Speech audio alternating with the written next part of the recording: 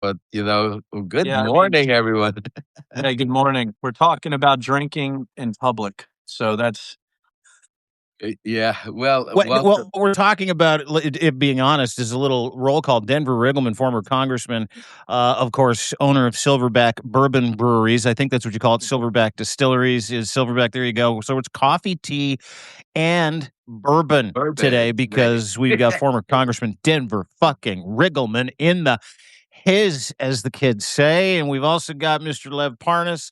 We're having coffee and tea. We do it every Saturday. And I've gotten to know Mr. Riggleman. You've got an interesting history with Mr. Riggleman. And it's interesting the confluence as it all comes together for coffee and tea this morning. It's not only about Mr. Riggleman's incredible bombshell text conversation that we had yesterday where we connected some really fucking serious J6 dots, which we're going to get to right off the top here. But this is also about some ongoing bullshittery. We're going to talk a little about tariffs. We're going to talk about a missing Russian.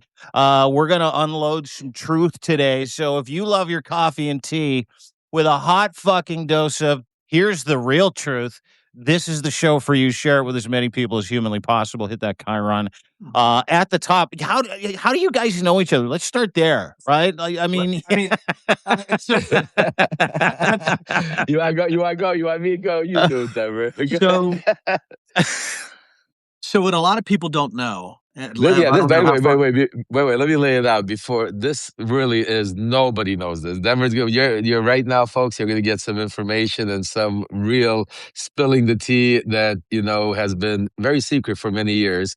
But it's important because it's time for a lot of it to come out because we need to use that to save our democracy, and that's why Denver is a dear, dear, longtime friend. A lot of people don't know that, but I'm glad that finally now the world can know. And Denver, tell the world how we became friends. Okay, so let me go back. To 2022. So I had just done the 60 Minutes interview with Bill Whitaker on January 6th, the illicit phone calls, what was happening with Trump's team around him and the planning, and all the data we had with Proud Boys and Oath Keepers. So I get a surreptitious call through a go-between asking if I would meet with Hunter Biden's lawyers. That happened after 5 hours of trying to convince me. And when they showed me proof that, and by God, Lev's going to go, here we go. It's going to go right off the bat. When they showed me proof that Rudy Giuliani was part of the actual play and Steve Bannon, and when I saw that it was the exact same people that had pushed the January 6th conspiracy theories, I told them I would do it as long as that data was discoverable. And I had a call with Hunter Biden and his wonderful wife, and they were so emotional that they said I was the only person on earth they thought could be trusted to do this work because of what I did on the January 6th committee. Well, lo and behold, because Giuliani was involved, Abby Lowell was hired the same day I was. I'm giving history here. Lev is probably like, Yeah. we're going to give history here that people I think will be Yeah. absolutely stunned by and things that have never been told because part of it's privacy for Lev on my part, to be honest. So, Lev, you check me, right? If I go too far on any of No, this. enjoy. Our Um, community is incredible. Let them enjoy it. It's time for it all, and I think it's important. So please go, okay. Denver. Well, when they told me, they said, we don't know where Lev Parnas is. And we really want to talk to him because we think that this was either accidentally Russian, right? Or it was a purposeful disinformation operation, which obviously it was purposeful, and we know that through proof and through data. And if anybody wants to know, and Lev will tell you this, there might be nobody on earth except for the people you have on this podcast that know more about the connections between January 6th conspiracy theories and Hunter Biden and how they were both sort of the fulcrums Yep. to actually switch the election or to actually overturn a fair election. It was the exact same people, guys. So, Same people. and if you look at the downstream effects of this, but anyhow, they said, Denver, you're an intelligence officer. Can you find Lev Parnas? Can you find Lev? I said, yeah. So I called Olivia Troy and she knew where he lived. It was very difficult. But I look like it. super fucking sleuth. Super sleuth. Sleuthy Denver. Hey, do you know where Lev is? Yeah. Can we go fly? So Meanwhile, Lev is just a little background. Meanwhile, Lev just got out of prison. Literally, just got out of prison. I'm staying in my sister's house with an ankle bracelet. Literally, like still shocked, not knowing what world, and just got on Twitter, not even knowing what's going on. Continue So, that. yeah, and so exactly, and so I get in touch with Lev through Signal because that's actually how the J6 Yep. congressmen like to actually coordinate January 6th. Well, they also Anyway. like to put out their fucking top secret war plans on Cigna as well, right? Yes, yeah. Exactly, dude. You get it, Exactly, right? yeah. You get it, brother. So Yeah. anyway, so so Kevin Morris, and I think Lev people need to know. Yeah. So Hunter Biden's lawyer came down, private plane. Me, Olivia, lawyer team, went down to visit Lev, and that was the first time I met Lev in person. And it was actually, and Lev, it was splendid, right? Yeah. Now, I couldn't be in the room, Olivia. Some of us couldn't be in the room because it was client attorney privilege. So whatever Lev told him, he told him. The issue and Lev, I love you, brother. The issue was when they got out of there, they're like, "Hey, Denver, you won't believe what Lev told us." No, I'm kidding. I'm just joking. But I'm sure. But I remember the only thing I won't say. I remember is Kevin Morris when he started listening because he was a lawyer also. He was able to sit in on that. I remember Kevin came with the shirt. Remember all of a sudden he took his shirt off. He started sweating. Kevin Morris took his shirt. He was like naked he was like interrogation. he was like this. He's like, holy shit. Well, the thing is that what we saw immediately, the data that was presented to me by Biden's team, and if you guys remember, the former body man for Joe Biden came there. My Yes. good friend Vinny, the cyber guy. There's this Vinny's like, great, by the way. I right? met Vinny. Vinny, I love Vinny. Love Vinny's Vinny, one great. of the best individuals you'll ever meet. They came and presented the evidence, and when I saw that John Paul McIsaac had taken the laptops and given them to his daddy. And he had also given them to Rudy Giuliani's attorney. And then he'd also written a freaking book that actually he said that he had given no forensic copies of the data to anybody. Yep. I'm like, how in the hell is this even a thing, right? As I'm looking at this now, guys, remember, this is 2022. Lev is just out of jail. But Lev, I think, gave them the insight. And Lev showed me videos. And Lev, I'm going to let you talk about that with proofs and things like that. I had already read the 2020 report from Ron Johnson. And who's the old fart? I just lost. What's his name? Grassley. Grassley. Yeah, Grassley, the one yeah. that actually brought the It's like geriatric guy. Tales from the Crypt Keeper Grassley. Yeah, Chuck. Well, I saw that they had used Telezhenko, and I'm like, why are they using Ukrainian and Russian sources to get any kind of data on Hunter Biden? And so I was starting to put this together that it started to look like either it was a target of opportunity for grifters and for bad people like Rudy Giuliani. Remember, we didn't even know about Steve Bannon in China yet, and that Steve Bannon was working with Guo against Hunter Biden also, which we have simultaneously. Yeah, so we didn't know this yet, but what I want to tell people is that when Lev sent me a video, my heart actually almost came out of my chest because not only did the video have people in the room, it was data specific and metadata tagged. Think about what I'm just telling everybody.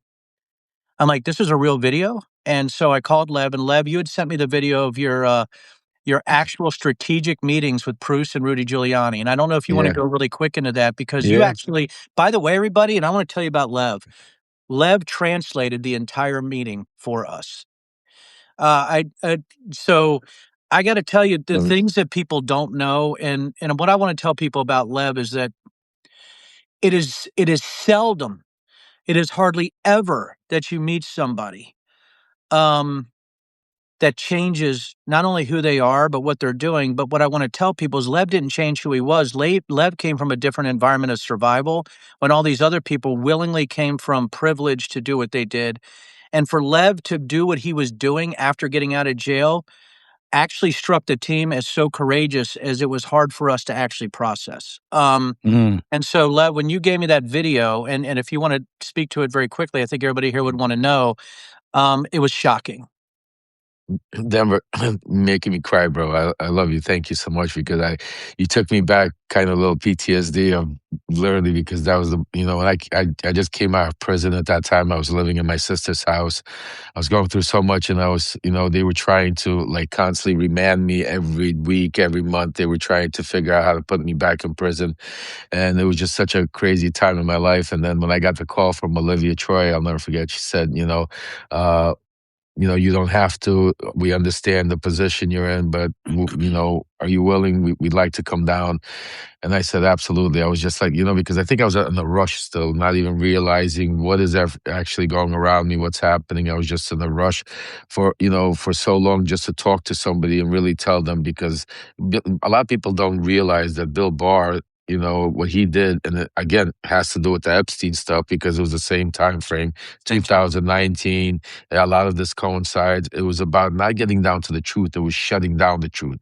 It was covering up the truth. It was hidden. So I spent years of like inside built up, pent up trying to say what I knew and the truth because watching it on TV, even sitting in prison, you know how many times I would sit in prison and watch MSNBC or the news or Fox on TV and they'd be talking about some crazy shit. I'm like, that's not true.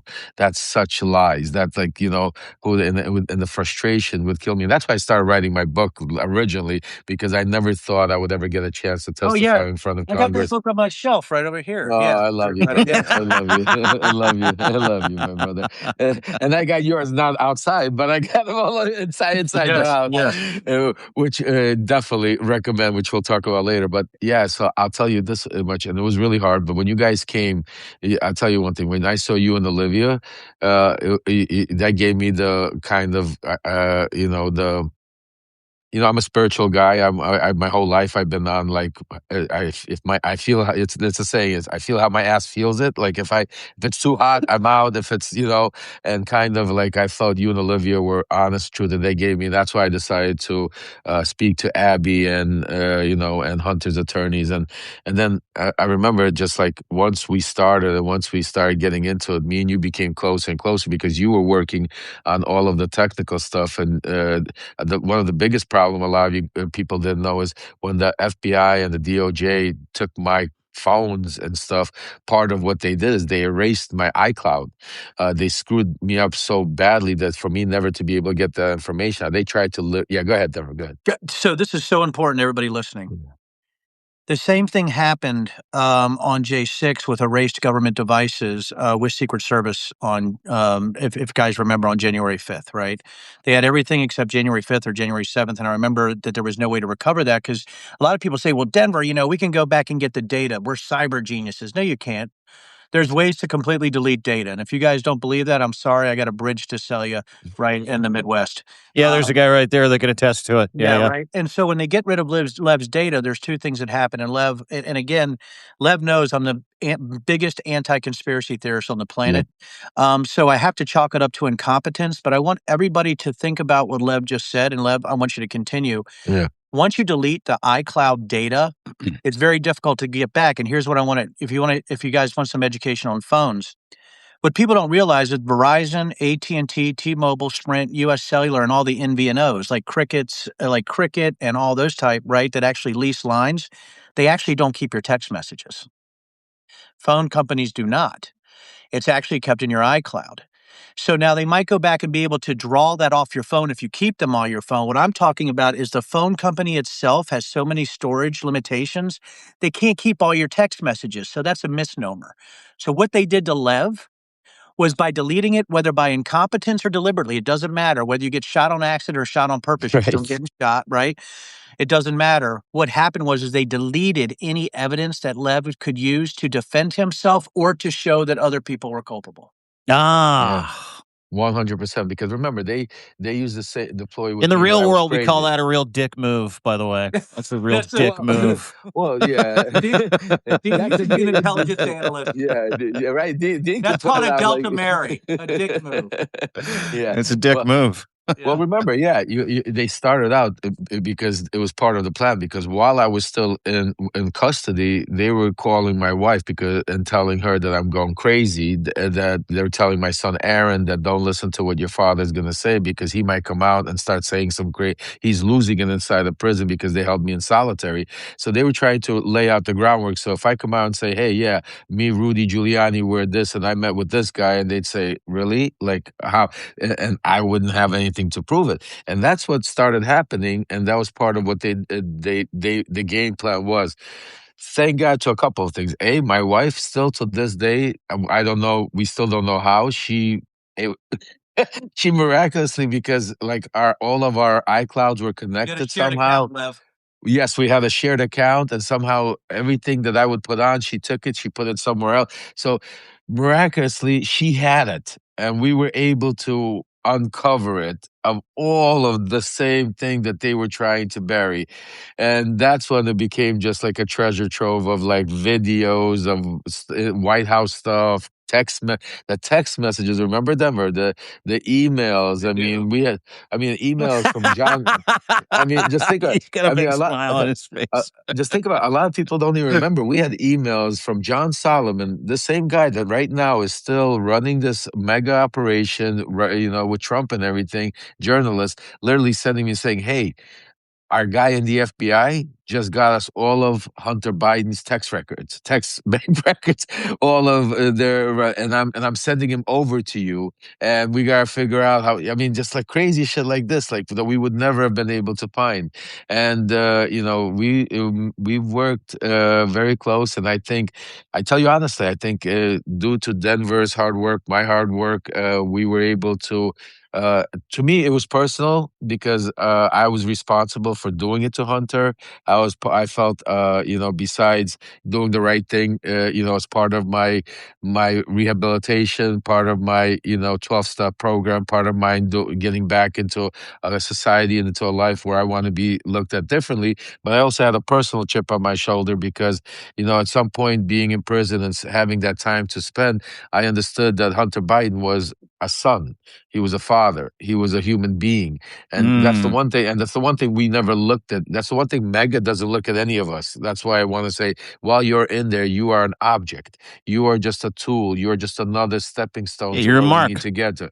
You're a mark. So Hunter Biden, that's why it wasn't, when we did it, you never looked at him as, wait a second, what is his daughter going to see if she sees a picture of him with that crack pipe? Like, what are we doing? Like, how does that help? Like, but, and that really made me understand and put me on the mission to do whatever I could to actually help him. And those of you that saw the movie, obviously, that Rachel put out there, you saw the first, the God works in mysterious ways, but we were able to do full circle. And I speak to Hunter, literally, I spoke to him a couple of days ago, telling him that he needs to get out on this show. I said, get off your ass. I said, we got to do a show on Smirnov. I said, because I said, you gotta come out and tell some of the shit that's going on. But I think he's still a little bit worried because of what's. I've seen him on some of the shows, Lev, and there's a couple things that he said that I'm like, dude, don't say that, right? Yeah, I also said that. Don't say that, right? And I am not going to tell everybody that because that would be against everything that I am, because I do know the data background on just about everything on Earth. I'm kidding, not on Earth. But when it comes to Jason Hunter, but I'm actually looking at his book called Beautiful Things, which I also have. And I think Beautiful Things, like when you wrote your book, Lev, I think Beautiful Things actually is what opened him up for the conspiracy theories when he wrote that book, because he was trying to come out and actually tell people what he had done and he was sorry. And he did do some of these awful things. And I think when he did that, the grifters and the soulless, right, the people like John Solomon, right, who's an intellectual slug and really so morally decadent, that's somebody I wouldn't even want to watch my grandma, right? I mean, he's an awful human being. I think people need to realize that I was wrong. It wasn't just J6. And it just wasn't Hunter Biden, it was also Epstein. It's sort of like a three-headed hydra of criminality and immorality that we've been fighting, and the data actually supports it. It's the same people, everybody. It's the same freaking people. And past performance is indicative of future performance. Look at that. You're able to predict the future on data and how that data supports their past experiences. If you see them doing the same thing, you look for the data that actually says, oh, they must be doing that, or the data supporting their actual activities. That's why Lev was so important, guys. What was this video? What was the video that you sent? Because we're kind of getting around the What was it, Lev? It was a video, but I said several videos, but I think you're talking about the one with Rudy Giuliani. Is that the video with Bruce? With Bruce, where we're sitting there and talking, and they said that Hunter Biden did nothing wrong. There was not basically, and with the Ukrainians. So basically, okay. So if that's the video, I'll give him background. So yeah. You can't just gloss over that one, Lev. I want to make sure because we had a lot of video. So I fell out my chair. Which terrible video was it that I sent you? Yeah, dipping in a freaking river. I was so excited.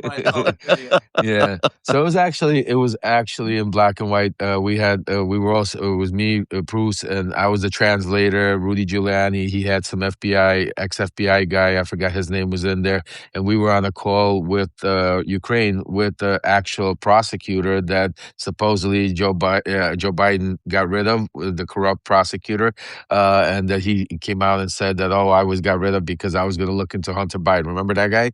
So yeah, Shokin, Victor Shokin was his name. Victor Shokin, So yeah. Victor Shokin. So we were on the phone with him, and this was the first interview. Rudy was they were taking a basically to go over where he was supposed to tell all the crimes that Hunter Biden did and how Joe Biden, basically how the criminality happened. So this was like maybe a 2-hour conversation, I want you to know. But in the 2-hour conversation, there was a 5-minute conversation that really was the heart of the whole thing, where after, Shokin going through this whole, like, they all do it. Putin does it. They give you this whole history of Russia, Ukraine, history of their, what's it called, to get you into them all, right, Denver? It goes into that whole thing. And then the punchline it comes in, and Rudy starts getting all upset. Like, he's like, listen, I understand a lot of bad things. It doesn't look good. Everything, all of this looks bad. But I need concrete. I need you to tell me, did Hunter Biden, did he take money? Was there a bag? Was there a bribery? Like, I'm paraphrasing, folks, exactly. But it really goes into him, right? And then you hear this like a 5-second quietness. And then all of a sudden you hear, no, but...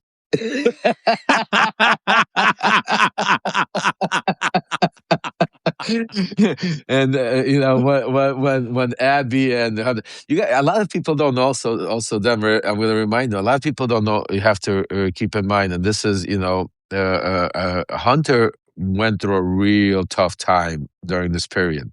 Hunter was so besides drugs, besides family issues, and by having people around him like Bruce, like also what's his name, the other guy that just got pardoned. No, the guy that got pardoned, his college buddy. His partner. His partner, which I know exactly got his face. Right, yeah. It's when we think of it. So anyway, he's now on Mega. He got pardoned by Trump because him and Tony Bobulinski are now best friends and stuff like that. But Hunter had people around him that basically were locally, that from college, from this, that knew him so well, that were using Devin Archer. I just remember Devin Archer. Yeah. So Devin Archer basically was the key to it. Him and Bruce, were manipulating. They knew Hunter needed money for drugs. They knew Hunter needed money to pay bills, and because he was living that crazy life. So they used the carrot by saying, "Oh, all you gotta do is just put your name on the board. We got all of this taken care of, and you're gonna get 80 grand a month doing nothing." So for Hunter at the time in his life, it was like, "Fuck yeah, let's roll with it." He wrote about it, right, Lev? He even wrote about it. That money, exactly. That money was for his drug habit, and he would spend. Exactly. I couldn't believe he was spending $50,000 to $60,000 a month, or something like that on drugs. Yeah. Oh yeah, and girls. Don't forget, it was girls and drugs, and it was that whole thing, and how much they were stealing from him that we later found out. The same. I mean, it was just that lifestyle. And make a long story short, the one thing that I think that one day when me and Hunter will come out and talk, and I'm just gonna give you guys a tease, but I'll leave it at that, is I think the biggest thing me and Hunter and everybody realized is I was able to fill in a lot of blanks in Hunter's life that he had no idea was going on, because he had just blacked. Though there were parts of his life that he went through and didn't remember, didn't know, and that was, I think, the biggest key, was because I was the guy on the other side that could fill in the holes, like, and tell him who was taking him, what was going, why he was where he was, what happened afterwards, who planned on taking him there, and stuff like that. And I think that really also not only helped him himself to open up and remember, and but I saw a lot of Hunter's transition over the year, or more than we were dealing with all of this, to see him really start understanding. Because in the beginning, yeah, he had hatred for Devin Archer and all, but he couldn't understand the actual what was being done. Like, like his birthday party, they said, well, we're going to take you to Kazakhstan, or Moscow. We're going to take you to Moscow. We'll throw you a party. Yes, he party time. But while the party's going on, there was, things happening. And then one of those trips is how the infamous laptop, the hard drive, actually, that's what actually began it, when the FSB and the Ukrainians got the hard drive, and then, the rest is history. Well, I mean, look at the names around it, right? Dean and Lev and Dean. This is what's crazy was, listen, guys, I love the world. But when I see Telizhenko, Prus, Derkash, Smirnov, those names should probably be some kind of hit a lever in your head that maybe this isn't great, that we have people that were sanctioned by the US government giving data on the Bidens and being used in hearings. Yeah, and the crazy part, I don't know if you know, because because I have a lot of, I still continue with Russia. So Andrei Derkach, he ran away from, he is wanted not only in the United States, he's also wanted in Ukraine. He is now a senator in Russia. He's an official senator in Russia, lives in Russia. He is also the one that has started, him and my sources. I broke the story like 5 months ago. Nobody's talking about it yet. We'll get to that. But when Dmitriev, Kirill Dmitriev was here, Derkach handed over to him a lot of information that started all of the that started the attacks on like Yermak and all of the people surrounding Zelensky to go after the corruption stuff, because a lot of that stuff was not new stuff. It had to do with going back to when Derkach was still part of the Ukrainian hierarchy, and a lot of those conversations and tapes were happening in his office, and it was as another Russian plan that was pushed through Kushner and Witkoff straight to what's his name, Rubio, and remember, and they had egg on their face with that whole thing. It's an incredible story, and I think what again when you talk to Lev, I want to tell everybody there was, and I want to say this, Lev, and I love you, so I'm going to say it, is that when we came back after talking to Lev, everybody was like, "Holy shit!" And the only dubious person there on the data was me. And that's why the trust but verify, and Lev, I want to tell you this, is that I'm like, listen, I've dealt so much with so many of these people in J6. I think Lev's telling the truth, but we got to validate it, which was validated in time, Lev. I love you, man. And I want to tell people, as an intelligence officer, somebody who did that for 20 years, my biggest fear, right, with Lev was that Lev was doing the same thing that I'd seen other people do, like sitting in the deposition for Enrique Tarrio, right, who tried to talk around saying he was better. He knew he had to fix it from the inside. And then he said that Roger Stone was his mentor, so I knew there was an issue. But, Lev did make that turn. And I just want to tell people, if Lev's telling you what's happening, it's not because I saw the metadata. It's not because I saw the calls or the text. It's because Lev was there. And, and when you're talking about J6, when you're talking about Hunter Biden, when you're talking about Epstein, you are looking at this weird intersection where the people here, me, Dean, Lev, talking about this. The intersection is huge, because when you look at the people, if it's people that have done bad things in the past, they usually would do bad things in the future. Lev was working, I think, as a true believer. And I know, Lev, you told me this. And if I go too far, you let me know. But when Lev saw that they would sell him out in a second, and they were, inveterate liars, and they were trying to destroy people, Lev turned, because he's a good guy. And I think the soul comes out. So I just want to say that I apologize for being dubious initially for the first 7 or 8 days after we saw you, but that once I validated the data, I'm like, okay, I think I can like Lev. I think I like Lev. I think he's straight up.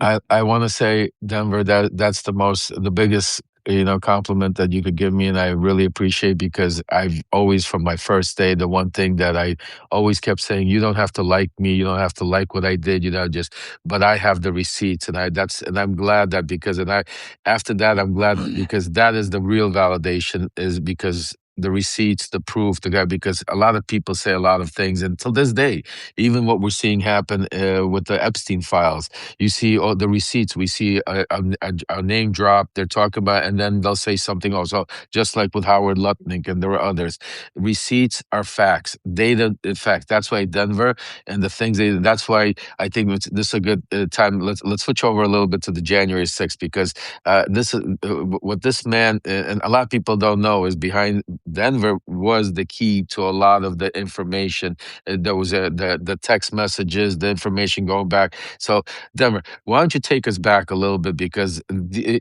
one thing he's 100% right. It's all the same people. It's all the same captive. It's the Roger Stones, the Steve Bannons. It's obviously The Donald Don Trump, Juniors, the Don Juniors, Stephen Millers. It's Mark all of the same. Meadows. Mark Meadows, also Mark Meadows. And me and Denver spoke about Mark Meadows so many times, and I can't wait to get into some of this stuff, because even I don't know a lot of this stuff. So I'm excited myself. Well, let's jump. Yeah, let's jump into that, because Denver ripped the cover off of 5 texts yesterday. 5 texts we went through. He's got what, 2,319 texts? Look at you. You're Something like that. You're like an elephant, man. Right? He's amazing. I love it. I just listen because I know when to shut the fuck up and pay attention to people who've been through it. This is an honor to do this with you guys. But let's get back to this, because you got 2,319 text messages of Mark Meadows at some point in time when you were on the J6 committee, decided he would release. And when he realized what he released, he took those back, but not before a very astute Denver Riggleman's like, I'll take those, thank you very much, and put them in place for safekeeping. And the 5 emails we went over yesterday, they indicted every level of the Trump regime, from Don Jr. to Ben Carson to Clarence and Ginni fucking Thomas. That since the 4th of fucking November in Denver, you get into it, because this is the first time you've really started to talk about this. I know it's laid out a little bit for people in The Breach, which is your book, and everybody should read it. It's about January 6th, and it's an incredible accounting. Absolutely. Where is your book? Show, Denver. That's so people can see. Right. That's very important. There. It's back there. It's right by my book. It's right by my book. I love Denver.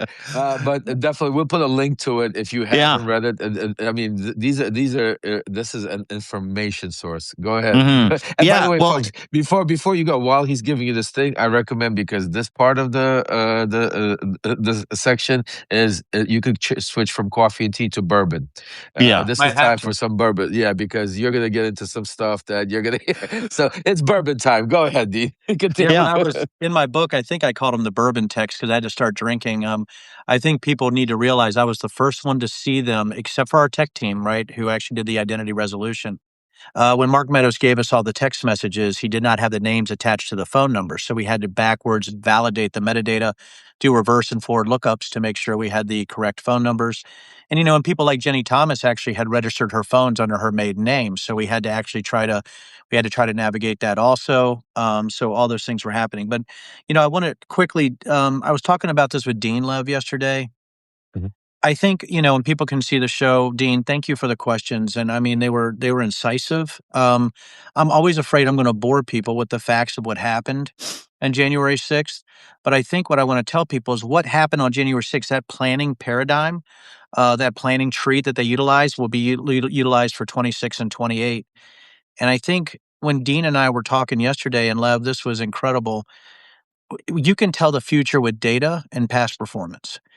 And I'm almost wondering if with these discussions, like, I'm honored that you two would invite me today. I mean, it's awesome, because there was a time where I'd pretty much given up, that there was no way after 4 or 5 years I could get the truth out just based on data and facts. Lev, you said something earlier. Ones and zeros are the best witnesses. Yep. Data, right? And so when you go back and you see the very first text messages, people don't realize that the January 6th committee could not do a criminal investigation, only a public trust investigation. The only text messages we got that we can get from individuals from November 1st, 2020 to January 30th, 2021. But when I saw the first text from November 4th that Dean just mentioned, and saw that they were already outlining the plan for 3 to 4 different ways to steal the election based on alternate electors and based on Mike Pence, that started, guys, just think about this, that started 2 months before January 6th. That we know of, even though I know it started earlier because we had other data, because I had Ali Alexander's text. We had a lot of shite, okay? But then we were able to metadata tag all of that and identify that metadata as true. And once the lawyer for Meadows came out and said the texts were real, Katie barred the door, baby, right? It was dragging axes and cutting off heads. And I think when you see that there are so many people at government, even at the cabinet level, knew about this, people need to understand that the same pattern, the same people will do the same thing come the midterms and come 2028. And I think that's why it's important for people to know the process. I thought my book was done. I literally was like, yeah, it was a New York Times bestseller, but it didn't rock it. And I know part of it was, people need to know Lev was honest. Dean's been honest. I'll be honest. The fact that the committee came after me because they came after me and tried to discredit me because I left the committee early based on some things I didn't want to talk about because I didn't want the committee's job to be in jeopardy in any way. I kept that to myself for years. And it's because I want to protect the American public. And the fact is, when it gets down to it, the J6 committee did an awesome job. My book outlines it. But also the J6 committee was ill-equipped to do a full counterterrorism investigation. That's right. So you had two different things happening, trying to do the right thing, but incapable of doing the right thing because of funding and also limitations for law enforcement. When I wrote the book, I wanted to make sure that everybody understood that I thought the FBI would take over. The FBI failed. And we can say whether on purpose or accident, it doesn't matter. I'm not out there judging. I'm just telling that the failure has that ripple effect is what's costing us today. And those conspiracy theories is why Donald Trump is in office today. So when Dean and Lev are talking about this and Dean talks about our conversation yesterday, I want to give this background, is that I don't know how far I should go. I don't know what that limit is. All I know is that when Scott Perry tells Cleta Mitchell to start a C4 to do cyber investigations, it means Congress and the executive branch was aware of the cyber ninjas and people trying to manipulate cyber investigations to steal votes. So Scott Perry was a sitting congressman. When Scott Perry says, hey, I need to go to Signal because we can't talk about this on open source. We have a U.S. congressman who does not want his data or his words to be tracked, so they went encrypted. Now you have congressional representatives going completely encrypted. And on November 12th, when he outlines the entire plan with this many words on one page, guys, when he outlines that, that's a sitting congressman. When we have 36 congressional representatives in the call records for the people that day, that should be an issue. So I guess what I'm telling folks is obviously it was a coup attempt. You can't say, oh my God, it was just a bunch of 100%. randos, right? When there was 4 or 5 different ways to overturn the election that was outlined by the people closest to Trump. Mark Meadows was the chief of staff. Yep. Ginni Thomas in here was in direct contact with Jared Kushner and Congress. Yep. Yeah, and first of all, a lot of people are asking, folks, the fucking name of the book. stunning. It's stunning. fucking stunning. That's right. Yeah, it's validated. It's validated. It's just so easy. yeah. It's easy it's easy because they said it. It's not. I'm not a genius. Hey You don't even guys, have to. Denver Riggleman's a hot guy. Look, I'm kidding. But Lev's innocent. Dean has a huge hammer. I get it. I know it was all the truth in there. But listen, here's the thing. Before and Lev, I apologize. I need to kind of jump in because what you're not accounting for in your conversation, Denver, which you touched on yesterday, and I'm going to take it there because we're honest people, and you said we're allowed to be. Is it wasn't just ill-equipped, FBI failed. There was some serious political interest being served in not releasing this fucking roadmap to how this started and who was involved. And I want to touch on that because there are a lot of disenfranchised American voters right now who sit there and go, I hate the GOP and the Democrats are useless, and everybody that was trying to get to the bottom of it, whether it's J6 or Merrick Garland and Georgia, there are some people who are really upset at the institution of politics and what it didn't do for the people. That was on the precipice of it. And guys like you were also on the precipice of it that were shut down. But there are political interests in this. And I want you to really fucking focus on that for time to time, because that's the part that people are sitting back going, okay, ill-equipped, FBI failed. It was a public service, public hearing. It wasn't a criminal investigation. We get it. But let's be serious. Liz Cheney didn't want you to go public with a bunch of this information either, right? I don't think she wanted to dig too deeply into the investigation because they were so locked in on Trump. Sometimes, and when I say ill-equipped, everybody can backwards rationalize, but the one person who's allowed to do a hot wash is me. Because if we never had actually deciphered the Meadows text, there was no plan for investigation. Yep. Right? And Adam has said that. Adam, and if you think about it, so many things could be true at once. It's just not two things, right? We can say that every committee member put their life on the line. They did. We can say that maybe there were different motives because about protecting America. It could be that Liz and Benny wanted Trump to be the main focus. That's great. Great. Trump is a bad actor in all of this. I mean, I guess that goes without saying. But why in the hell weren't we concentrating more on the people that the phone records exploded on us, like Roger Stone, Alex Jones, right? Rudy Giuliani, Yeah, right? yeah. Why was Rudy Giuliani using so many multiple phone numbers, right? I'll tell you. Right? Right? I know. Lev's like, Yeah. Why? Why? Yeah. Why did he have so many phone numbers? Why did he have so many phone numbers? I feel like Arnold Horshack. Oh, I know. Right? Mr. Carter, I know. Why didn't the committee release all of the phone calls with metadata that we had when Trump's team lied about the phone logs that day? Phone logs are different from phone records, right? The 187 minutes and the 7 hours of actually no phone log injects. Are you kidding me? Right? That's because they were hiding stuff. It's not that hard to make those leaps. But I think when you're looking at this is that they're like, we have to make sure everybody knows how bad Trump is. I get it. My heart's full. They did a great job. The J6 report, everybody should read. It's fantastic. The issue is we didn't have the resources, nor do we have the aligned mission to take everybody. And I wanted to take everybody. So part of it could be maybe I was leaning too far forward. Maybe I didn't understand the mission. But once you see the data, it's hard to go backwards, right? When you only see the one person, we couldn't get Roger Stone's phone records, right? He fought them. But when we did a actual context searches on his phone number on the other phone records, only one person was connected to all the 5 major planning groups, Proud Boys and Oath Keepers. You know who that one person was? Roger Stone.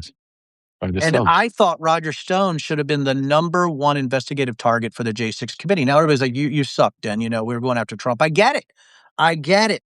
But I thought we could use Roger Stone and his assistants, because they didn't fight their phone records, to actually build a metadata plan and a targeting plan to break them down during interrogations. But I'm not a lawyer, right? I'm a counterterrorism analyst. I'm a targeter. I'm a warheads on foreheads guy, right?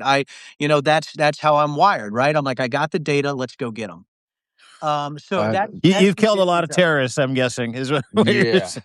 Well, listen, I knew everything was cooked when they interviewed Jenny not under oath. That's when I knew that I might as well. Game over. Farting in the wind for a while. And now that all the data cannot be found, the 30 million lines of code, right? The 30 million lines of data, all the millions of hard pages of phone records, all of the actual specific linking technologies we utilize with IBM to link the thing called the monster, that data cannot be found. I've had lawyers looking for the archives trying to get it. So I felt like, guys, let me go full circle because this is your show. I felt coming full circle that I almost got to a point. I know people are going to be like, oh my God, I almost got to a point. I'm like, why did I do this? Why did I put myself out there again? Why did I officiate a gay wedding and get destroyed by the Republican Party and hated by both sides of the aisle? Why did I try to lean so far forward on the J6 committee and then my own teammates tried to undermine me when I left and lied, saying I was under NDA and government contracts? I wasn't. I was a government employee, not under an NDA. And by the way, right, when you're looking at the data, they would have never been there. And the fact that they threw me under the bus, not even knowing what my book was going to be about, was absolutely devastating to me. And thank God for the Adam Kinzingers of the world who's gone out and said Denver was the man. So there's people who like, that was bullshit and that was awful. And I know who did it. And I know it was the leadership of the committee. I know they were full of shit. And I know they locked me out. Once I started locking on to Ginni and Clarence Thomas, they locked me out of the senior meeting. There you go. It was over. There you go. Yeah. There you go. That's it, right? Yeah, that's what I wanted to get to, is that you got fucked, and you get to that point. Well, you did. I mean, they fucking what did I say earlier? They fucking did you wrong. It was a misalignment of mission. Well, that's a nice way to say it, that you got fucked. But, you went in there bright-eyed, bushy-tailed, hoping to get information, hoping that you could help the American people understand what was going on, what happened that day. You got underneath it. You prepared the documents, and not only did documents and 30 million lines of code go missing since then, that portion of the investigation was shut down because you said, hey, we need to start looking into publicly Ginni and Clarence. We need to look into the Thomas clan. Okay. We have these text messages. Yes. Wanted to subpoena them. That's where I think I probably messed up by the committee, as I sent an official briefing that I wanted to subpoena Clarence and Ginni. Yeah. Absolutely. You wanted to subpoena the Thomases. I did both of them because once I read the text message where she How said, could you not? Yeah, exactly. And they said no, and that was the end of that. That was the end of your time on the J6 committee. Is that correct? yeah. Well, I'm going to tell. Yeah, and I just want to touch on a lot of Well, this I stuff. decided that was Holy the end. fuck. Well, I mean, Dude. listen, once that happened, I knew the writing was on the wall. There had already been some issues, and some misrepresentations and some things that had happened where I was very angry. And I think part of it too is I made a mistake. I should have stuck it out regardless because that was the right thing to do. But I was unhappy. But I also, I was to a point, I'm like, I think I know where this is going to go. When I read the J6 report, it was actually Tom Jocelyn was one of the major authors, did a great job. He also didn't have all of the data. And I think I think we needed more time, but we needed more resources on the analytics side, Dean. And so I have to be really careful because part of it too is I think that's why I've looked back with such sadness is that regardless of the fallout of what I did, I should have been the last one on the boat. I shouldn't have left. And but I also knew that if I wasn't in the planning sessions after providing the data, okay, let's be even more honest. I knew I couldn't validate the products coming out of the committee if I was left out of the actual high level meetings. And I didn't want to be part of anything where I couldn't validate the information before it was released. Because if it was wrong, I thought there was an accountability issue. Now, was it? No, but it just didn't come out. So that's the whole issue, and that's the stuff that I had to fight with, and it's something I've lost sleep over, and I was at fault for that, and and that's something I'm going to have to live with. Maybe I should have stuck it out.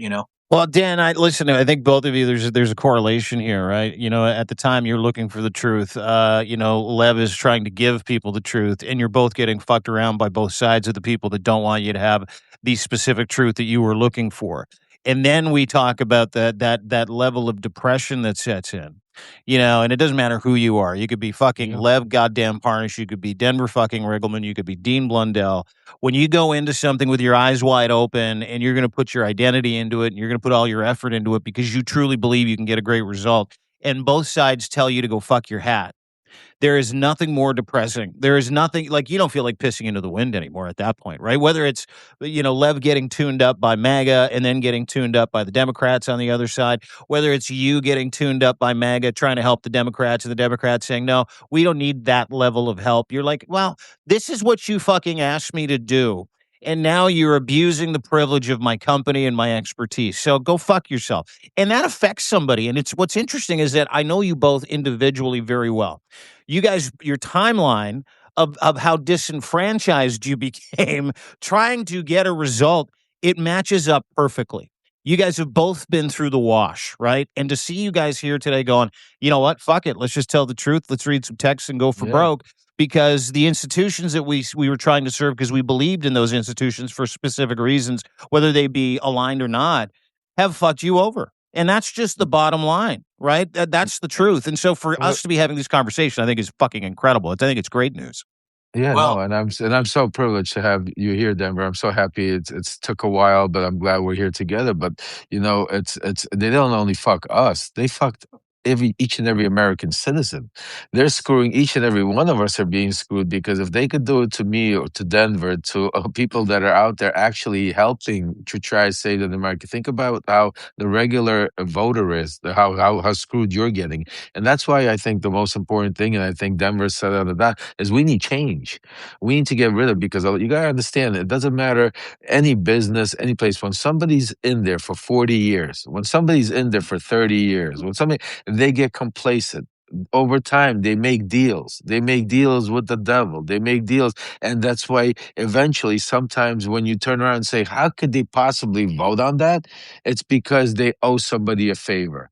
And we cannot have the government run like a mob machine. We cannot have it run like like I owe you a quid pro quo constantly. We need it to be run for the people. That's why we need term limits. We need to clean house. We need to get fresh blood in there. We need to get guys like Denver back into places like that, and making sure to get accountability. And I'll tell you another thing, just to give a little spice to the story, Denver. I don't know if me and you spoke about this even. I think we did a little bit about it, but this whole thing started prior to even November of the election. I remember Rudy speaking with Rudy in what was it, April, May, or June? I don't even remember the month exactly of 2019, talking about how because they were so worried about the Biden effect and what was going on, and that they were basically Rudy was talking about. Oh, that's what, and if you go look back, that's when Trump started already laying out the groundwork that the elections are going to be stolen. The elections are going to be. It was months before the actual elections when the plan got into effect. Now, the interesting part that I think that what Denver and his metal technology and all of this uncovered, and that I've been saying and that show the proof, is they are not all on the same sides.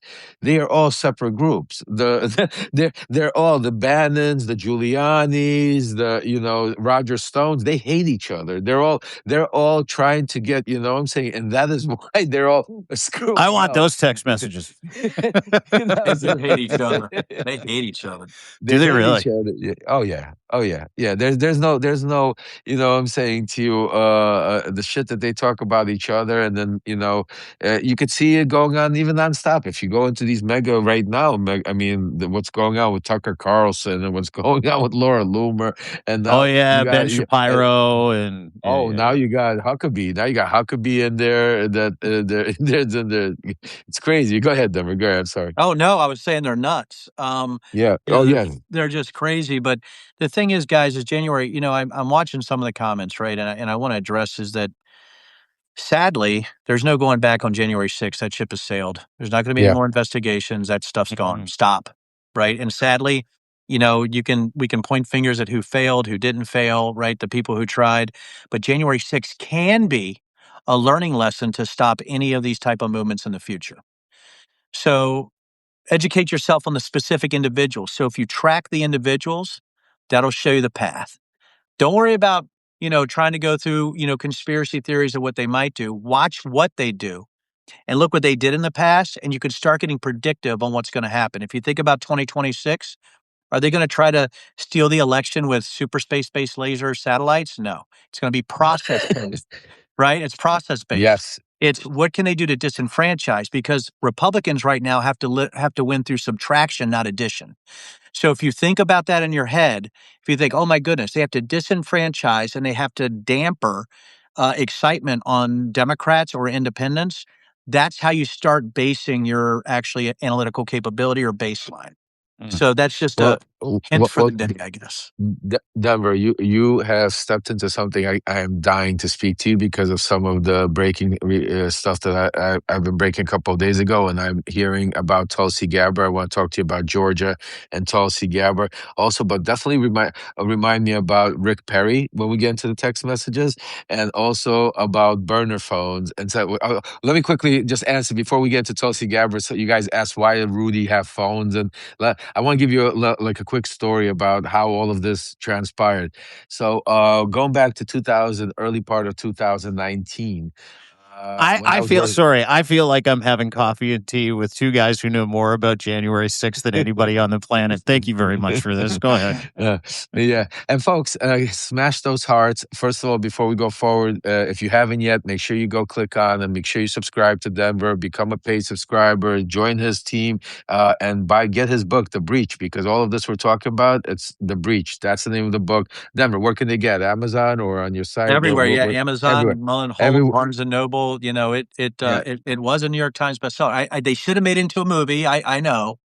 Oh, we'll do it. We still got play. Listen, first let's save our democracy. We got lots of movies ahead, documentaries, movies ahead of us. Because you can't make. We'll do a deal for your movie book, your book on it. We'll do it after we're done today. We'll do it. Yeah, don't worry. Yeah, you're welcome. Yeah. First let's say the country, but burner. So the burner phone started like this. So in 2019, like sometime around, I think it was March, when the BLT team was formulated and started already coming to effect, and BLT team was me, Rudy Giuliani, John Solomon, Victoria Tunzing, Joe DeGenova. These were all Rudy's lawyers. So we were basically, that's when I got introduced to Devin Nunes. Devin Nunes, who was back then the chair of the House Judiciary Committee, who actually oversaw the impeachment, which is another. He's a creepy fucker too. I haven't seen that guy blink once. He is one of the Snake. probably most evil. Yeah, him and like Yeah. I don't know, Stephen Miller. Him, like, I mean, this is a guy like Devin Nunes. So he had a right hand and a left hand. His one was Derek Harvey, one was Kash Patel. Kash Patel was born from the Devin Nunes era, which I worked very close with. That, you know, we're not going to spend a whole time about the Kash Patel, but I remember very importantly that because we also had FBI, CIA were working, because remember, we were working on Venezuela. And so there were certain CIA people that were working with us with the Maduro stuff, you know, and basically we were told that because we were using WhatsApp at the time. And then all of a sudden, they came to us and said, you can't use WhatsApp. You got everybody switch over to Signal. Everybody switch over to Signal, and then everybody switch over to Proton Mail. Proton, just think about this. This is Proton the Mail guy. encrypted end to end, $56 a month, guys. Right. This is I just tell you. Now me, you guys know me by now. I'm the farthest from technology. I have no clue of what's it called. So that's why another thing. How angry are you getting every time someone's like, download this new app? You're like, because you're middle aged like me, where you're like, oh fuck, another app. You got to be kidding me. I have no idea. Yeah, I had so many apps. I had Telegram, Amazon, Theo, Shmeo. That alone would prevent me from being in the mob or taking part in anything untowards with the government. Yeah, that's fucking ridiculous. I got one and I don't even want it. I had 6 phones. I had 6 phones. I had SIM cards that I would go when I would go to a different country. I would change. I mean, I can't tell you the shit that I went through. Like, it was like, I look back at it, Denver, sometimes right now, and I think to myself, what the? It's like, still, I never even had a chance to really sit back and really think about some of the. Dude, so fucking stressful. Jesus. I thought that was the life. And I thought that was the life. I thought I'm living the life. There's thousands of people would ever watch. I just want to give them a quick tutorial quick. If you guys really want to protect yourself, download 2Phone. That actually gives you another phone number that you can change when you want to, and also download Threema. Oh, well. If you have those 2 apps, you don't need a burner phone. Go ahead, Lev. Well, you could have saved him thousands of dollars a month like 5 years ago, dude. Yeah. So we got switched over all to Proton. You're such a hilarious. So we. So you switched over to Pro. It's just like there's a technology middle-aged question here that we need to start really appreciating, is how fucking stressful it was for 50-year-old Lev to go, oh my God, which phone is for fucking Ukraine and which SIM cards for Russia? And what do you mean I got to download a new app? I forgot my fucking password. Is it in the blockchain? I don't know. The best phone. I didn't even know what blockchain was back then. I could have been such a. Is it in my keychain? What is it? I could have been buying Bitcoin for $1. At those times, they were asking me to harvest. I remember Finland, the country in Finland, was giving us energy. Just go. I had so much. If I was really like a Steve Witkoff. See, I was the original Steve Witkoff, but I didn't have the brain capacity. I wasn't thinking about how to make money and steal all this money around the world. I was trying to save our democracy. I was in a cult. I was.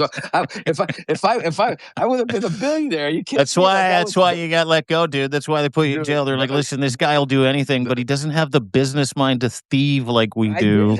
I did. No, I had it. Trust me. I had it. I am a thief. I swear to God. I was no. Believe me, I would have made more money than all of them. I just didn't know they were criminal. I thought we're saving the country. I thought we're deep state. That's the whole thing. I thought to myself, once we save the country and I get my Medal of Honor or my Medal of Freedom, then I'll go on and I'll do whatever I have to do. I was like, are you kidding me? Like, why? It was crazy. That's the insane part. Like, so, but the funny part about burner phones. So eventually we went on to the next step to get burner phones, and I have 2 interesting stories about burner phones. One was Rudy Giuliani. I remember calling when I already got arrested, and he was trying to get to me, and I wouldn't pick up his phone call. So they called. He called my lawyer. Rudy calls my lawyer, and he goes to right. He goes, Mr. Bondi, this is Rudy Giuliani, and we'd like to set up with my lawyers a meeting with you and Lev to discuss a joint, maybe some sort of agreement. This is right when I got arrested, right? Like maybe a few weeks afterward, because we were supposed to, I was already talking about testifying in front of Congress, right? So like, we need to sit down, we need to talk. And then he thought he hung up the phone, but he didn't hang up the phone. And this was Rudy Giuliani. And by the way, I have audio of this. I'm going to send. I'm going to find it. I'm going to put this out this weekend. So Yeah, he do it. goes. He doesn't hang up the phone, and he thinks he goes. He's speaking to somebody. He goes. First of all, he goes, "Hey, make sure he transfers that $200,000 over quickly, because I need that money. And by the way, where did they find that? Where did the Democrats find this lawyer for Lev? He's a weed attorney. Like, what? They're playing some kind of games. And hey, and by the time we're done with this phone call, make sure you get rid of all the burner phones." So A lot of people don't know, but if you remember when Rudy got raided, when they raided Yeah. his house and picked up, that was because my lawyer went to the judge and said, Your Honor, they got burner phones. and it's so funny. The Southern District didn't want to do it. The judge forced them to go and go after Rudy's stuff. And that's when they went after all of Rudy's phones. And even then they screwed up, because they covered it up they get a special magistrate, and they I think said a lot of the stuff was client privilege, because he was with Trump's attorney, and Rudy still got away with a lot of the shit because of the client privilege attorney he had with me, with Trump, with all that shit that was in his phone. I remember my lawyer told. So that was the burner phones. Just story quickly, but go ahead. Dan, you want to say something? Well, so when we had the phone records, we found something interesting on frequency analysis. We found that the whole Trump family were calling rotating numbers at scale, and those numbers would rotate. And it looked like they were Wi-Fi, something called bandwidth or Twilio numbers, which are, a lot of people know that's VoIP, right? You can switch your numbers in and out. You can rent numbers. You can lease numbers. But we also realized that the phone numbers, the actual area code, everybody knows how a number is actually truncated, or separated. The area codes didn't match up with any known area codes, right? So we knew that they were actually specifically created phone numbers. We were pretty sure those were the burner phones that were being used either by Trump or people close to him, right? Scavino or somebody like that. Covino, definitely, yeah. No, yeah. So, but what I wanted to do was I wanted to do a deep dive. I actually wanted to subpoena Twilio and Bandwidth, the actual companies, to see. And boy, I got to tell you, it's interesting, because I think people are like, wait a minute. I mean, we can't prove they're burners. I'm like, guys, I know, right? But if I have a sore right here for a long time, you can't prove it's herpes, but it might be, right? So why don't we? And Right? you'd probably you'd want to get root cause what that thing is on your lip for a month, I right? actually want to find out if that actually is a herpes sore before, I kiss my wife, right? She might, I Right. don't think there's airborne herpes. I might want to know, right? Right. So anyway, so that's the kind of stuff that I was trying to get across, is like, I understand. I know it's not law enforcement, but we still have subpoena power based on HR 503, right?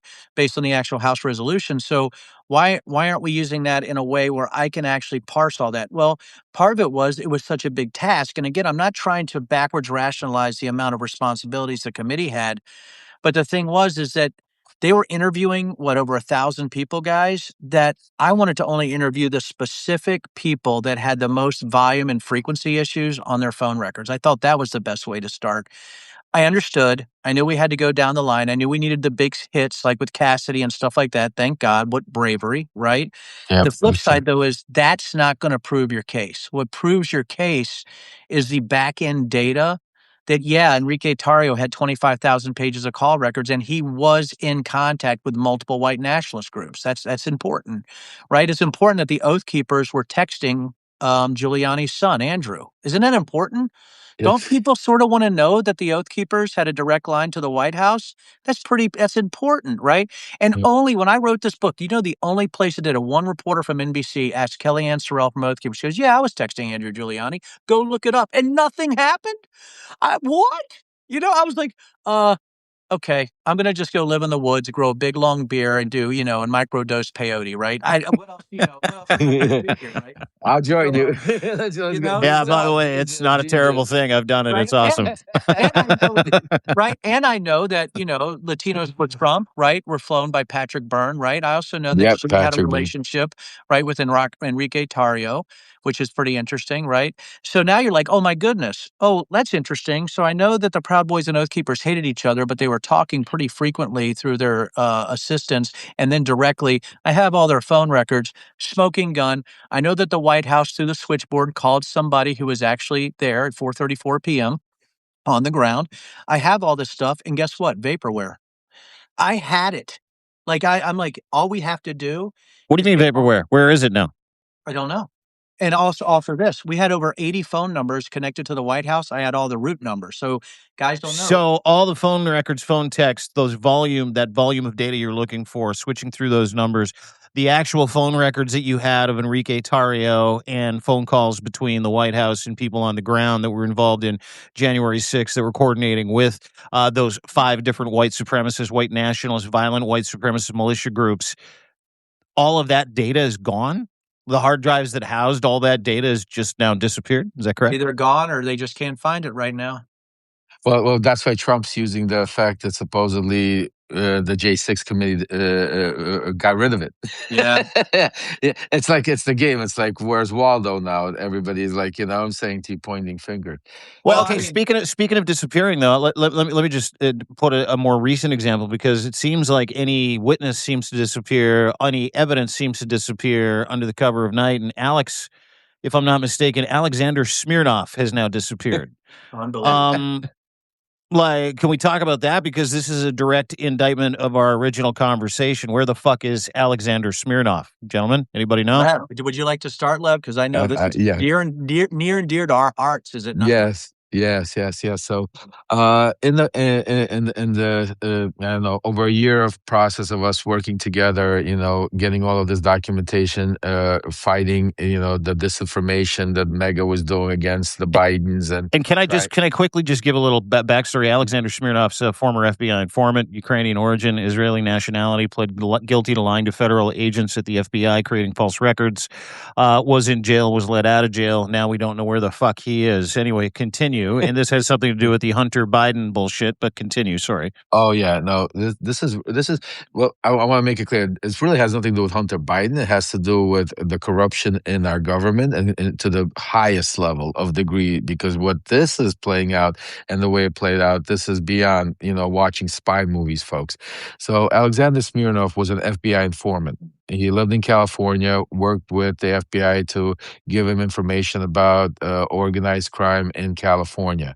Alexander Smirnov used, just like other informants, used that to his advantage by starting to do business with shady characters, because a lot of times informants are allowed to make money illegally. Yes, folks, they're allowed to make money illegally because they're giving them information about the people they're making. It's a crazy system.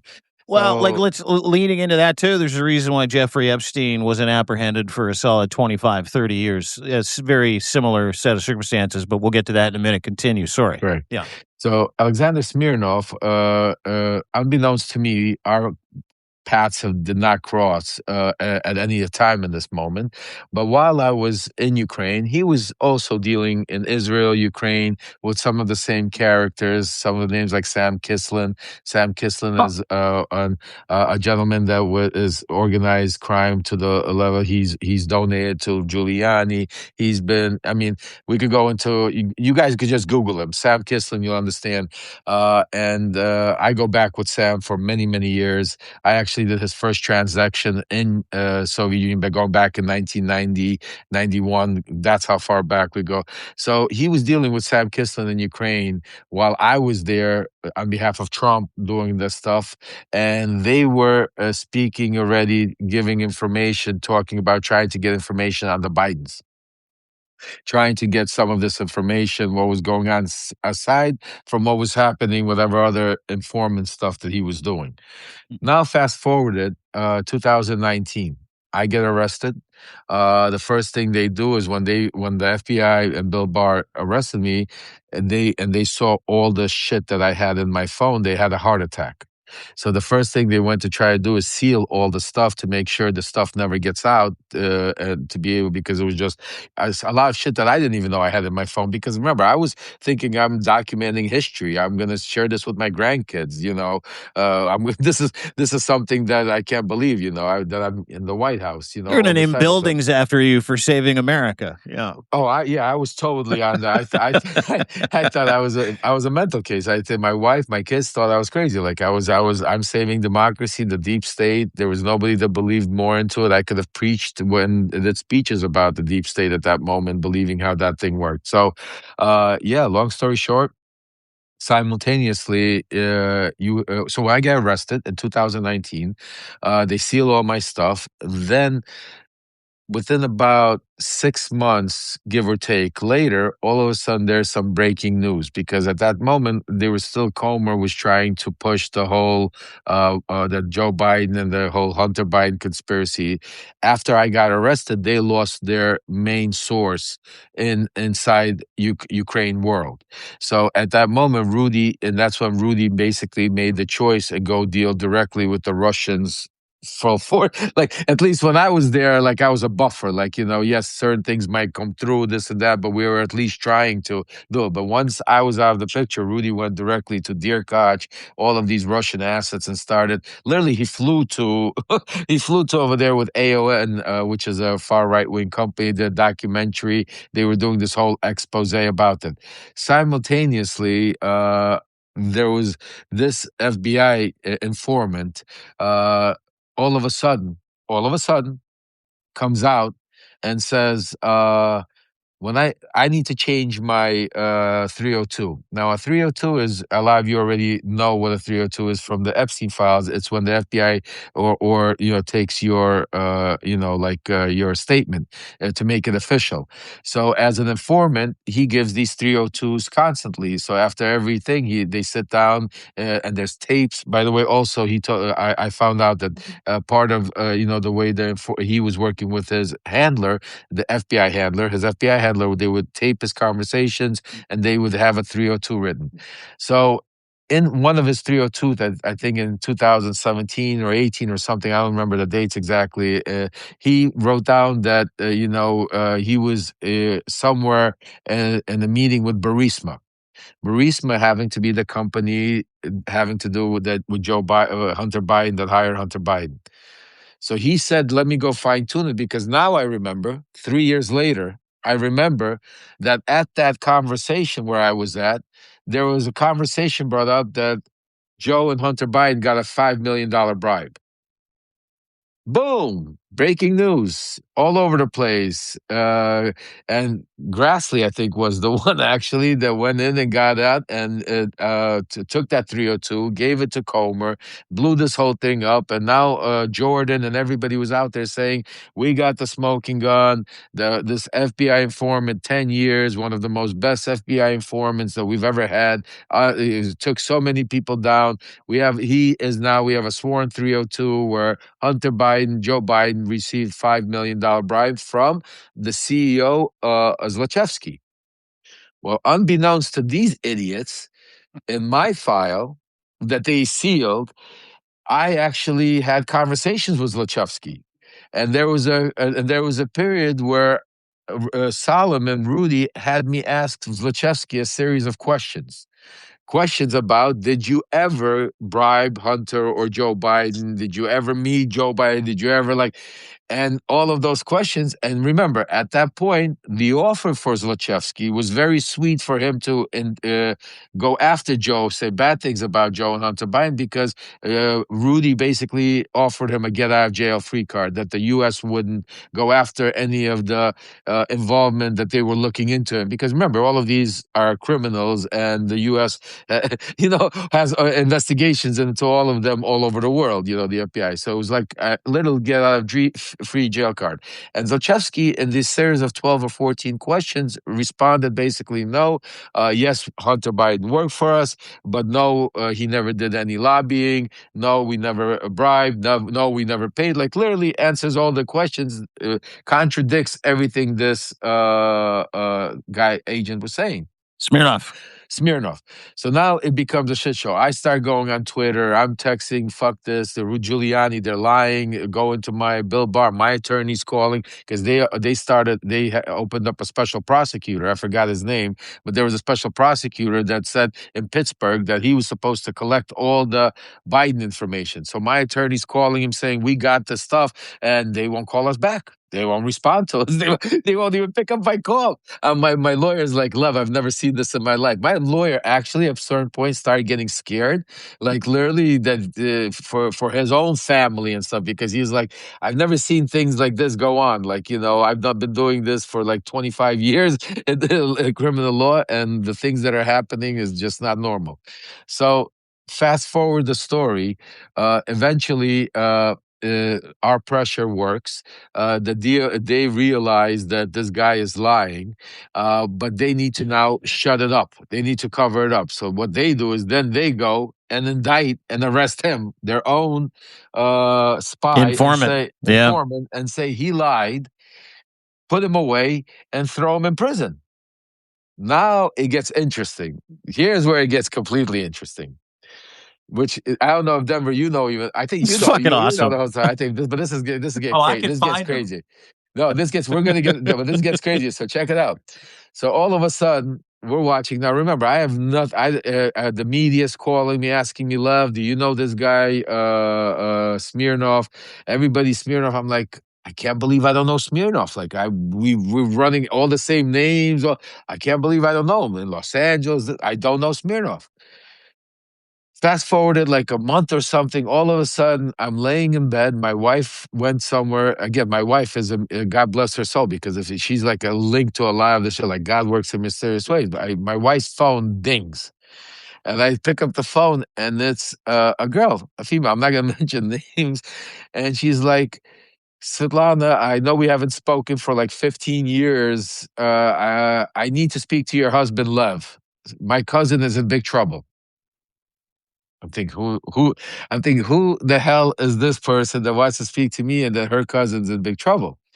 Well, if you guys remember, when Smirnov was arrested, the only family he had here was his cousin, Lenore, that lived in Miami, who was also Israeli. And this whole big thing started going about how she's an Israeli spy, and how this and all of this. And this thing was blowing out and going crazy. So I tell Svetlana, I say, Svetlana, can you call her, see what does she want? Like, what is that? Because now I'm getting ready to call. So she calls her up and she's like, listen, this is what's going on. This is my cousin that's arrested, Smirnov. Alexander Smirnov is my cousin, and I need to speak to Lev because I think they're trying to do to him what they tried to do to Lev. I got goosebumps. I'm like, holy shit, who do I call? I call right away Hunter and Abby Lowe and the whole team. I'm like, who am I going to call? I'm calling. Oh, and I call Jamie Raskin. I start calling them. I'm like, wait a second. I just got contacted by Alexander Smirnov. Like, what are we doing? So now all of a sudden, Lev goes into, again, spy mode. So they tell me, okay, Lev, can you get us information? So now Lev all of a sudden starts building a relationship with Smirnov, his cousin. I'm going out. I'm meeting with her. I'm all of a sudden now she's introducing me to all his legal team, his attorneys. I got his attorneys now introducing him to Abby Lowe. I mean, we got this whole thing going on, and I shit you not, Denver. I shit you not, people, that at some point we were this close where I felt he was really, because he was already like losing it. He was 6 months already. They held him in California, in Los Angeles at the Twin Towers. He was not allowed visitations from nobody but two of his lawyers. He was literally, they held, and I trust me, I spent over a month in solitary confinement, 6 months. You start losing it. He was ready to do whatever, and then at some point he was really, I spoke to one of his lawyers, and he was telling me, set up the meeting with Abby and Congressman Raskin and anybody else, because but it has to be, they have to protect him, and he's willing to talk. And the one thing he told me is that because he didn't tell me everything, but he told me was that the conversations between him and his handler disappeared. The tapes disappeared, and the 302s disappeared, and that it did not go down that way.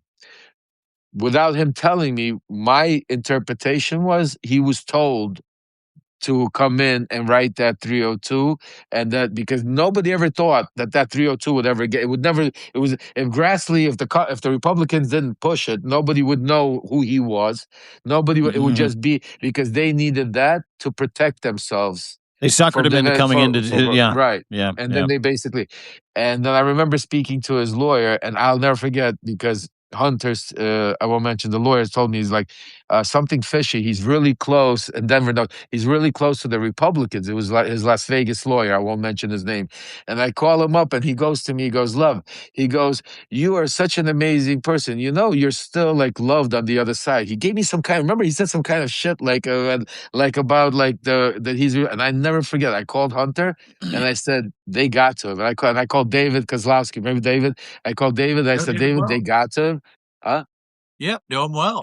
Yeah, and I called Dave. I said they got to him. I said he's not going. And literally 3 days later, they announced that he took a plea deal. So he takes a plea deal for 6 years. They convict him. They shut him up. He doesn't talk. That's it. They put him away. Everybody cuts off ties with me. Everybody cuts off ties. Now we don't know. Now fast forward it. Here we are, 2000 in November. All of a sudden, this guy Smirnov was getting sued civilly. So servant went to serve him in prison, just like anybody else with the file. When he got there, and I'll tell you a little bit the story, they told him he's not here. He goes, what do you mean? But he's registered here. So in a period of 4 months, he would go back to the prison to try to serve him because he's registered at this prison, but he's not there. They can't find him. Finally, after 4 months of trying to find Alexander Smirnov, the sheriff comes out and says he was released on furlough. All of a sudden, why was he released on furlough? Nobody knows. Some people are saying because he has glaucoma. I don't know if glaucoma. I've been in prison. Plenty of people have not only glaucoma, but I could tell you they're living there on dialysis and they're not getting out of prison. You know what I'm saying to you? So the fact, so right now we are searching. Where is Waldo? Because the last thing I heard, Denver, and this is crazy. And I spoke to Hunter and the guys just literally a few days ago. I said he's planning on pardoning. There's a major pushback going on in the White House, but he's planning on pardoning.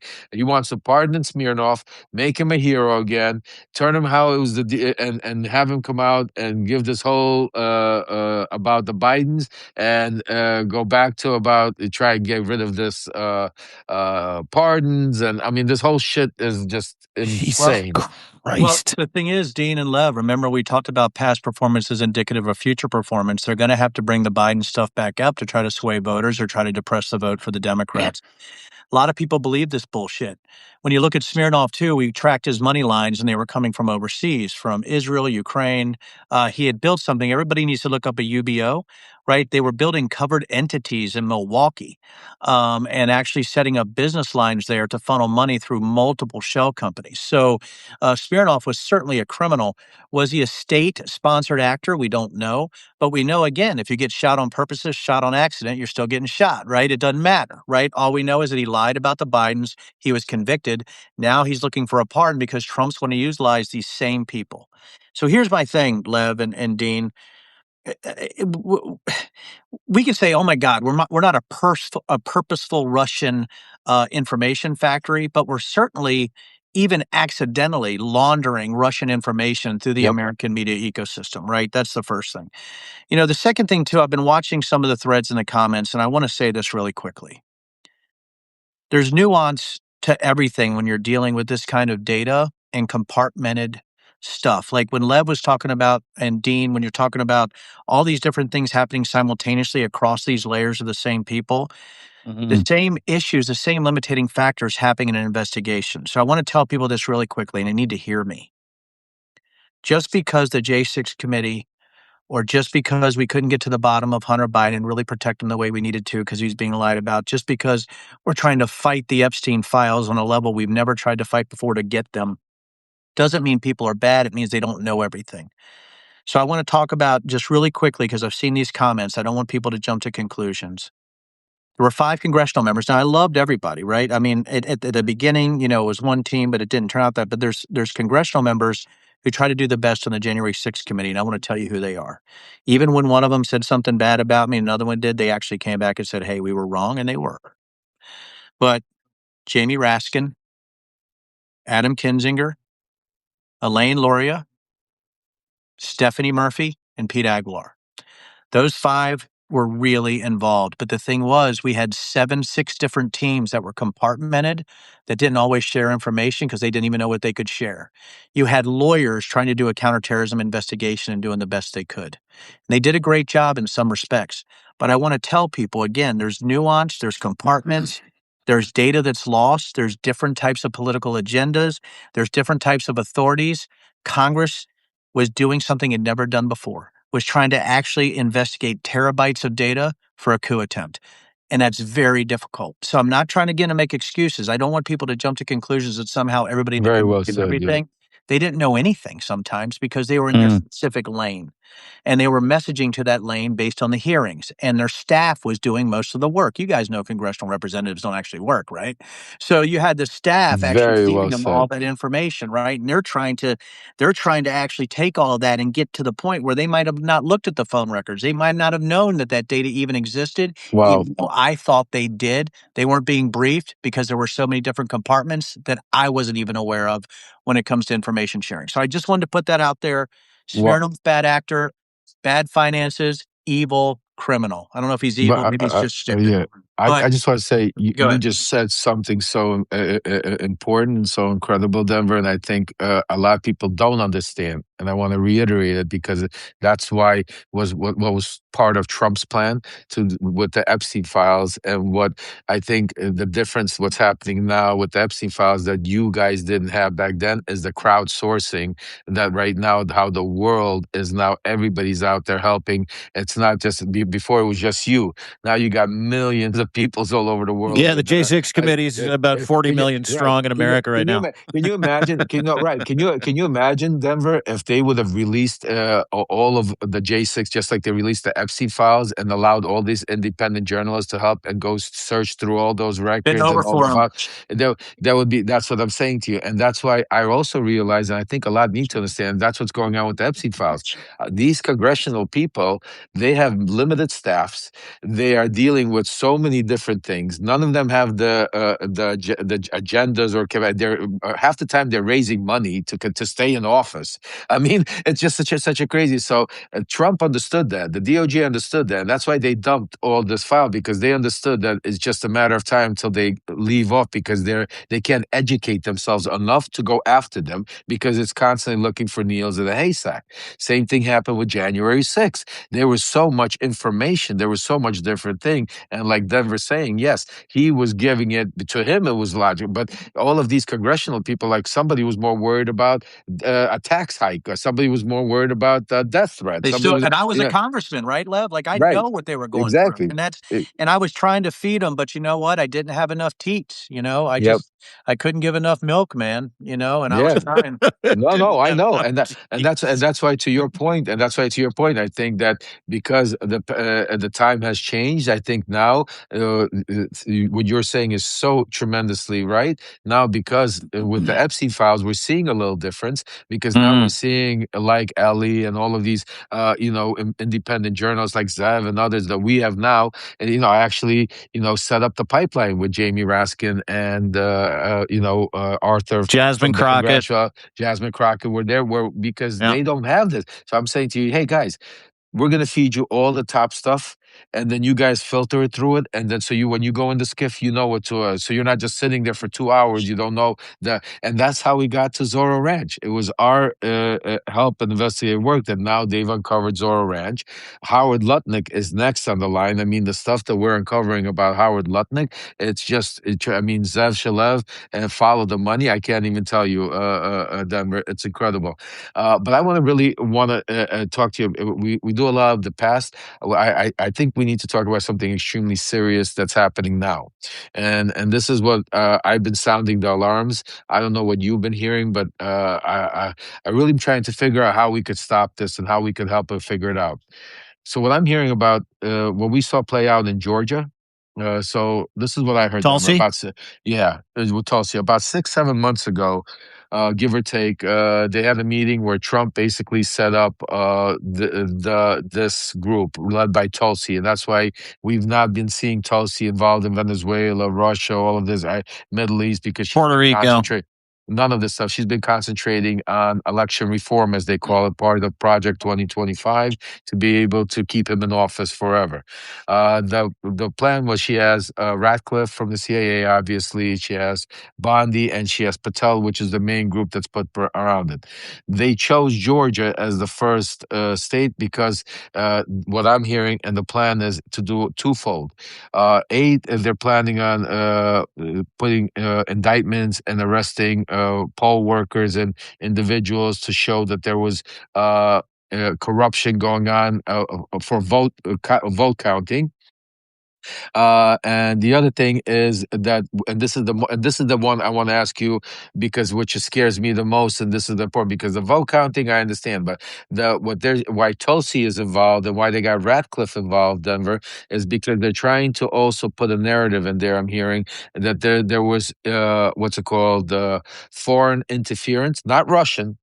Foreign interference that could be Venezuelan or could be from Venezuela or from China or something like that, that would enable them then to say, well, now we have to, in other states, which primarily are the 15, 60 states that Trump is talking about, to infiltrate certain rules of how they could now count by federalizing. Because when Trump says federalizing, everybody starts thinking that he's going to have the states.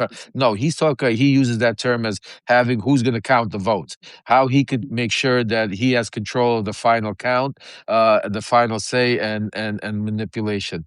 So that's what I'm hearing.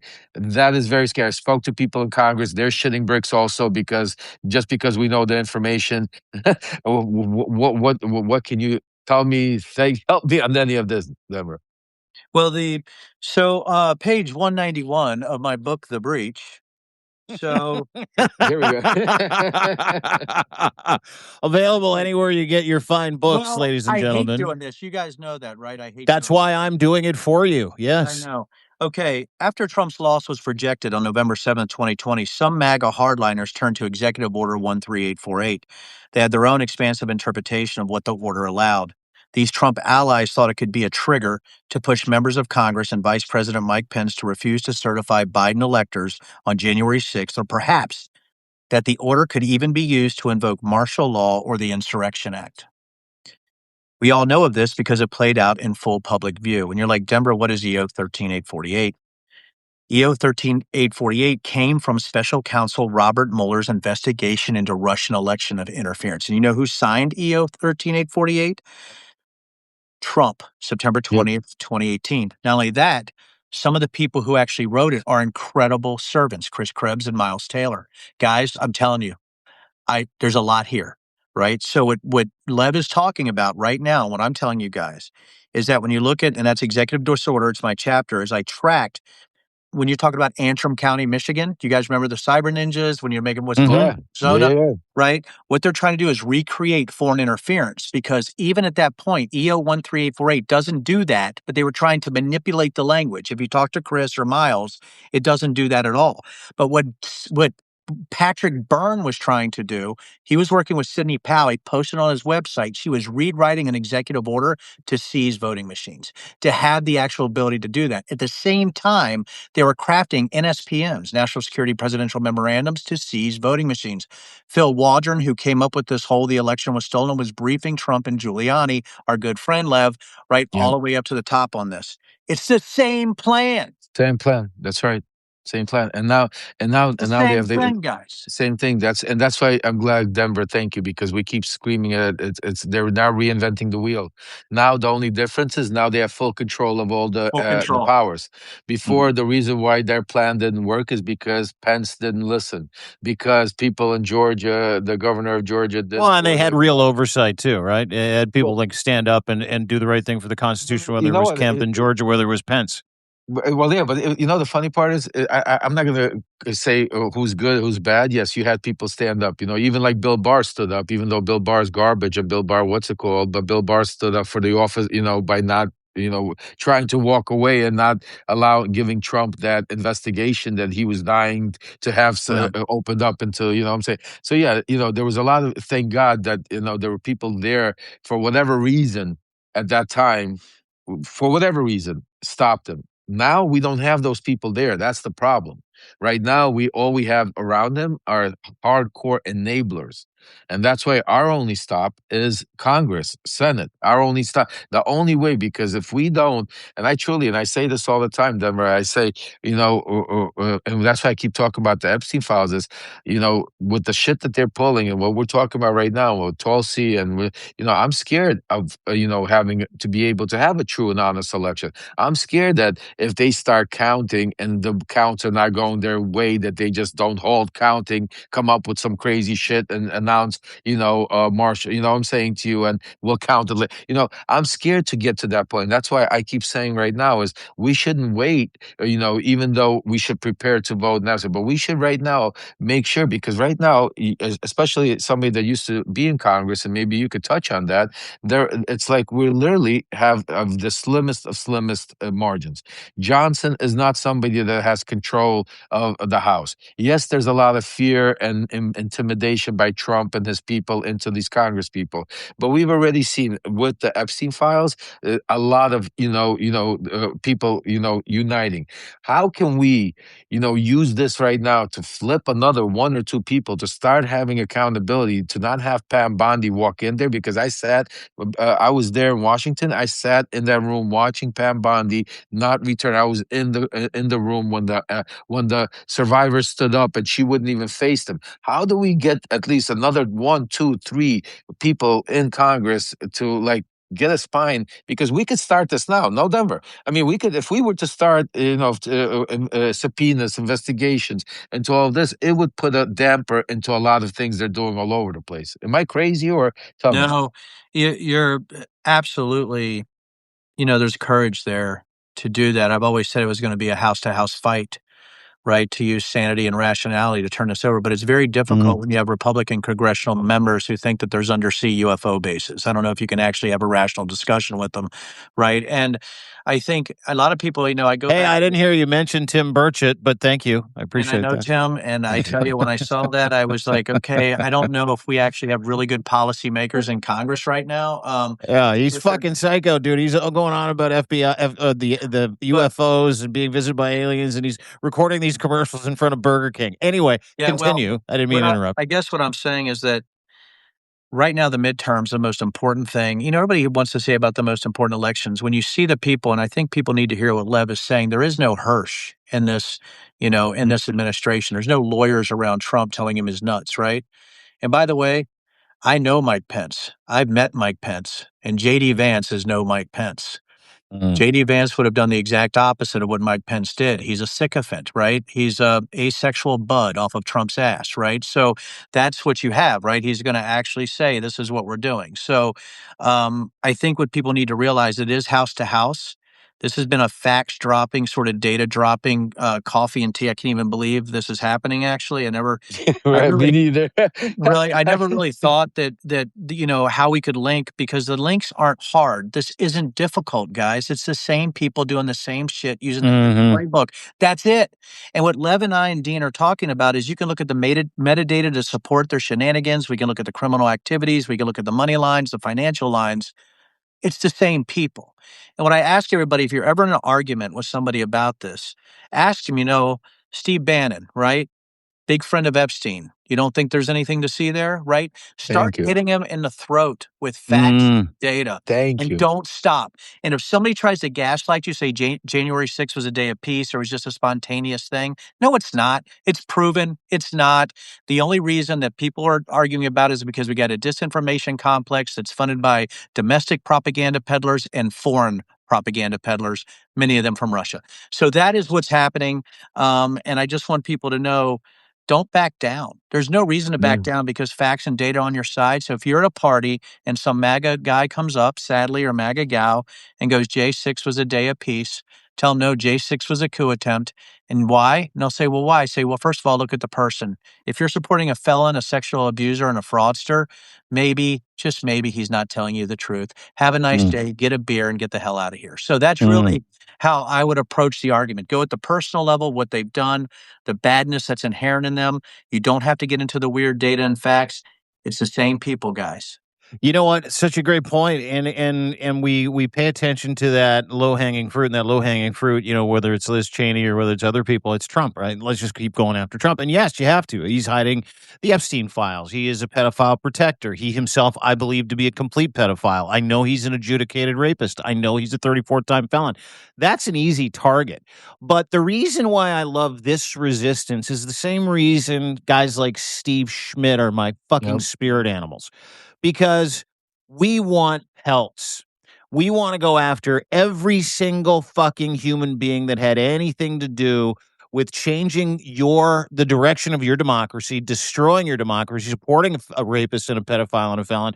But more importantly, the same people are attached to him, but he's got worse people now, and they're going to fucking do it again. They're going to do it again. And we're laying out how they're going to do it, because not only is it the same process, these are just different triggers at their disposal to be able to steal your vote, to take away your fucking free will, which they're currently doing right now. And to your point, when people are at a party and some MAGA goes, hey, I think Donald Trump's getting a bad rap. He's doing a lot. I hear this from people. He's doing a lot for human trafficking. I'm like, that is the biggest fucking human trafficker on the face of the earth. And he was the centrifuge for the biggest pedophile human trafficking ring on the face of the earth. Just kill them with facts, but don't ever let off.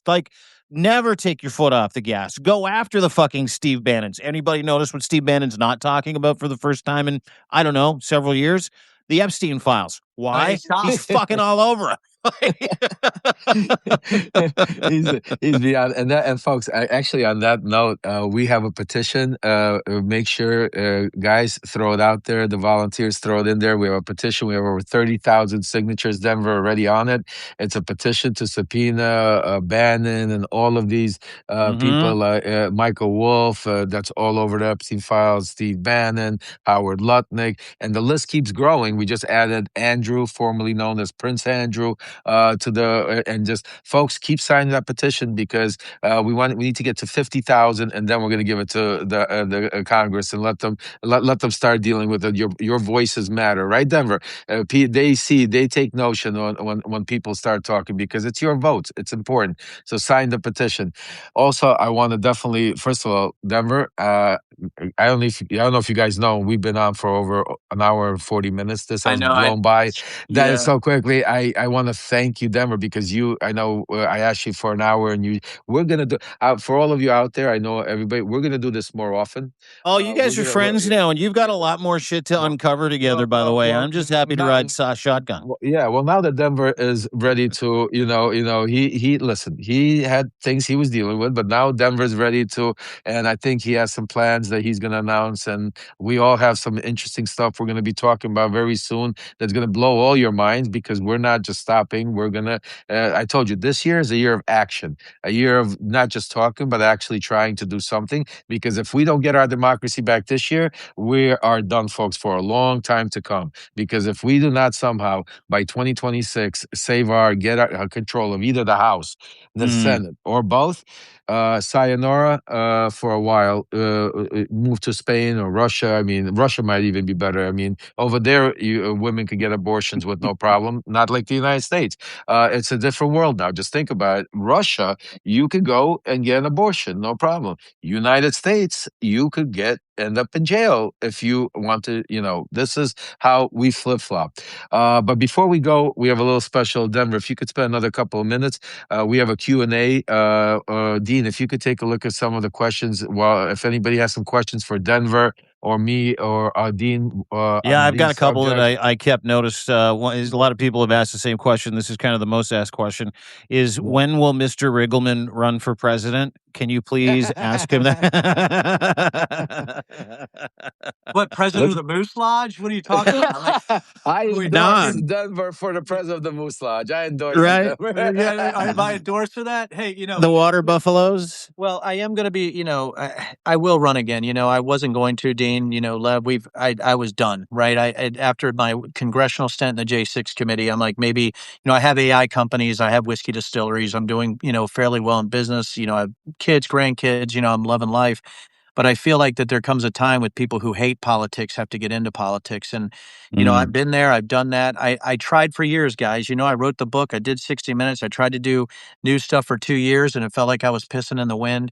And I also knew that, I had sort of made enemies on both sides of the aisle, just trying to, maybe I was leaning too far forward and I was being very blunt and confrontational. I still am a bit. But I think there does come a time where I need to run for higher office. I don't think I would run for Congress ever again. It would have to be an executive position like governor or POTUS. The thing is, you have to get over so many things, right? Imposter syndrome. Am I the right guy? Could I actually do it? Do I have the energy? Am I mentally and physically ready for something like that? And who cares about me anyway, right? You gotta have all that because I'm not a narcissist or sociopath, so it puts me behind other politicians. So that's the thing. But I think I have to, and I'm going to. So I'm not quite Awesome. sure when, but it's happening. I'm going to lean forward into that pretty hard and start to swing that axe again. Well, I just want to tell you that we got your back. We will support you whatever decision you make Team because Riggs. yeah, well, we need more people like you, not only in executive positions but also in Congress. The one thing I liked what you said is you made enemies on both sides, and that's the important part because you need to be able. Enough of this. I'm serious. Enough of this shit. Vote one. It doesn't matter who it is. If you're a Republican, you gotta vote all Republican. If you're a Democrat, you gotta vote. No. Enough. Vote for who makes most sense for what it's a free Character. country. It's America. It's Yeah. character. It doesn't mean just because he has a D or a R in front of their name, that makes him all of a sudden holier than holy. No. They're all human beings. They all look at the person, look at the character, look at what exactly that person is planning to do. And right now, we need more Denver Riggermans. We need more people like that, not only in executive positions, but in also statewide positions, local positions, Congress, because the cancer that Trump and his mega infiltrated over the past 8 years is not just in the hierarchy of our offices. It's spread down all the way down the line. There are states that, I speak to some subscribers, guys, where they live in states in little rural areas where it's such mega county that these people are scared literally to get a speeding ticket because, if they don't look the right. People are moving. People are going to work in different places. They're taking their kids to different schools. You got to think about what hospital, what doctor. I was speaking to one of our subscribers, Dr. Eric Lovelove. I met him yesterday for lunch, and it's incredible because you got to think about who you're gonna, who your doctor is, who your patient, because who your lawyer is. Think about when I got arrested, I was blessed that I was able to have a lawyer like Joe Bondi that I knew for 20 years, that it wasn't about political side, because who do you trust? We are so divided. We are so politicized in everything you do, from the tire to a simple thing. Like, I'll give you an example. Me and my family went to dinner like a few weeks ago. Denver, you're not gonna love that. You guys gonna love this one. We go to Fago de Chao, where they make that. They bring you the meat. So we sit down and the kids, and we're sitting there and nobody's serving us, right? And we're like, what the hell is going on, right? All of a sudden I see another server come over, like, well, he goes, sir, Mr. Parnas, I didn't even know he knew me. He goes, I apologize. He goes, we are getting a different server for you right now. That server that, recognized you and did, we're going to get changed. And I almost flipped out, guys. I was like, holy shit. They literally got me a server that loved me. We had a great time. But the point wasn't that we ended up with a great, the point of it is like, literally, the server that was The serving me MAGA server was uncomfortable giving you your food? Is that's what I'm understanding? not only that he was uncomfortable, they were worried that he doesn't put something in my food. That he doesn't that he doesn't spit in your food, doesn't. I mean, it's crazy. I mean, just think about it, or do it, because this is the insane. So That you go. happened to me. So That happened to you? exactly. Oh Did yeah, you I'm have someone sure. put some pubes in your steak? Is that Yeah, but I'm such a man, I ate it anyway. I love Has it, that happened to Denver. you? Have you literally been turned down because you're like, listen, I don't like Donald Trump? Has that happened to you? We had a server. Yeah, we not only as soon as there's a couple things that happen. Number one, they really like me, and it's a little bit uncomfortable, right? It's like, Yeah. please don't sit on my lap, right? And then the other, the second one are the people who actually give me the hairy eyeball, and then they're very, very angry. And then we've had to ask for another server multiple times. Also, my daughters get approached. Guys, listen, that's probably another show. Yeah, One of the reasons definitely. why I haven't run in the last 4 to 5 years has been what my daughters went through. So, anyhow, yeah, Anyway, yeah, absolutely, yeah, yeah, that absolutely. definitely has happened to All me. Yeah. right, listen, I Listen. got one more question. I got one more question because we got a couple minutes Yeah. left. And the question Yeah. is, and this is interesting follow up to the original question, is when is Lev going to run for office? It's interesting because like I don't see politician in either one of you, and I'm fortunate enough to know you both very well. And I think that's what we need, right? Like, so anyway, go ahead and answer the question. You know what? I wouldn't even know what would be involved, but I tell you, I would. If it was up to me, I would love to. I mean, I would go in there, and Denver knows I would stir shit. I would turn them upside down. I mean, from left to right. I would. I truly believe they need people. They need somebody You go like in there me. with a shovel and a pickaxe and go, okay, it's Oh time to my get to the God. bottom of all of it. Can you imagine that all of them, these people, that the corrupt individuals that dealt with me, that would have to face me and now talk to me about policy, knowing that I, Oh, the not. Schadenfreude. Can you imagine? Can you imagine their faces, knowing how much money I raised them through these foreign PACs and through all of this stuff, that they would be like the shitstorm. But the best part would be, you're making me dream now. The best part would be watching Donald Trump, Pam Bondi, Kash Patel, all of them say, because remember, for 6 years, they all still say that they never met me. They don't know me. Can you imagine? Can you imagine me now sitting there where they have to swear me into Congress, and they would have to actually be with? Can you imagine, Denver, if I would be questioning Pam Bondi or the can you imagine? That would be, I mean, that would be, I would. Hey, listen, I think we're onto something here because there's nothing I'd love more. That'd be the ultimate congressman troll job. That would be. That'd be But awesome. listen. You know what? I've learned in one thing. I'll tell you guys this: never say never, because we've seen crazy things happen. But I'm still, I don't even know what the legalities would be. But never Dude, say if George never. Santos can become a congressman, I'm pretty sure fucking Lev Parnas can become a congressman. And with that, we'll wrap up coffee and tea with Yeah, Lev but Parnas. Lev remembers. Yes, go ahead. Yeah, yeah. I'm sorry that before we go, No? we have a special. Everybody, before we go, I want everybody to go hit on that marker there. We have a little over 2,500 people here. I want to make sure each and every one of you, Denver has joined our incredible community here on Substack. He's been quiet for a while. He's going to be more active. There's a lot of things happening. He's also does a lot of stuff with the Save America movement. He's just came back from Greenland with the guys. And that incredible work there. To all of you, incredible stuff.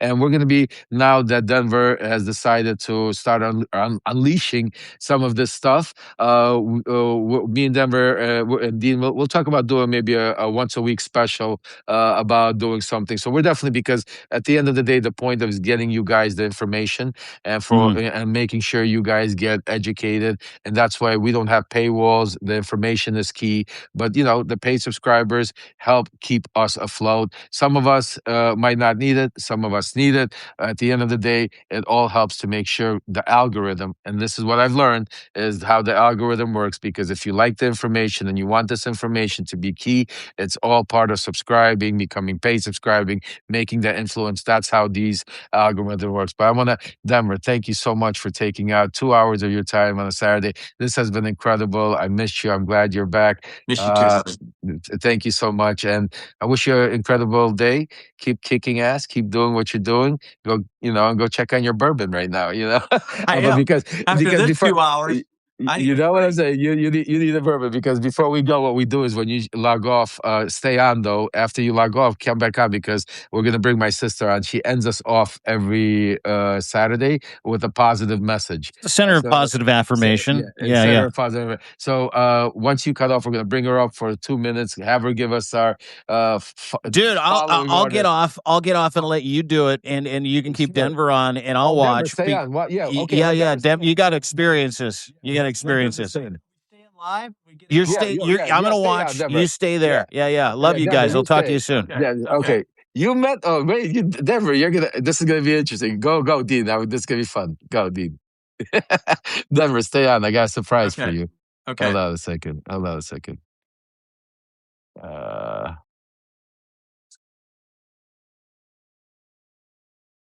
Oh, there we go. Sorry, guys. We're almost there. Hold on. What did I just do here? Almost there. Almost there. Where? Oh, here we go. Okay. All right. Oh, did. All right. So I just invited somebody special that's gonna that you actually have met. Remember this? Unbelievable. Remember Denver?